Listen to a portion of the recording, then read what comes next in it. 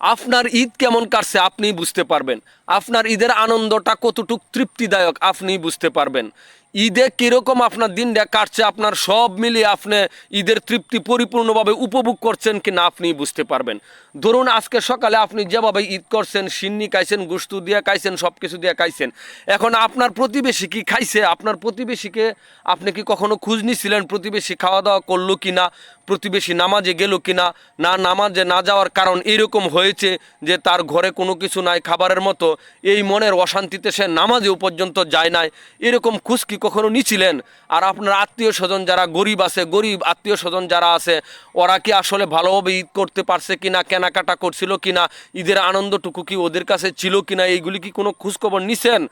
যদি নিয়ে থাকেন তাহলে এটা হলো আপনার আত্মতৃপ্তি বা ঈদের পরিপূর্ণ তৃপ্তি, ঈদের পরিপূর্ণ আনন্দ। আর যদি আপনি আজকে একা ঈদ করে থাকেন, আপনার মা বাবা খাইলো না না খাইলো এটার খোঁজ না নিয়ে থাকেন, আপনার মা বাবা কি পড়লো বা না পড়লো এটার খোঁজ না নিয়ে থাকেন, আত্মীয় স্বজন কেনাকাটা করলো কিনা এটার খোঁজ না নিয়ে থাকেন, আপনার প্রতিবেশী কোনো কেনাকাটা কাপড় চোপড় কিনলো কিনা এটার খোঁজ না নিয়ে থাকেন, তাহলে আপনার ঈদের কোনো সফলতা নাই। আপনি রাতে শুয়ে চিন্তা করবেন, আপনার অন্তরে কিন্তু অনেকটা কষ্টের দাগ কাটবে। তার কারণ হইল আপনি একা যে ঈদ করছেন, ওরা যে ঈদ করতে পারে নাই, এইটা যদি আপনার মনুষ্যত্ববোধ থাকে, রাতে শুইলে কিন্তু আপনার ভিতরে একটা নাড়া দিব।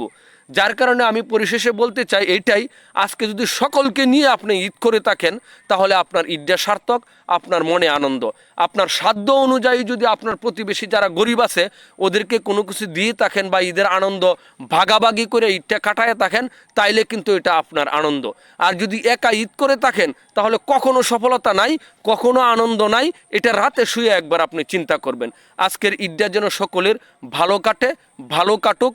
আগামী দিনগুলিতে সকলেই যেন ভালো মন মানসিকতা নিয়ে, প্রতিবেশীদেরকে নিয়ে ভালোভাবে ঈদ সারা সময়েও যেন চলতে পারি, সেই দোয়াটুকু করি।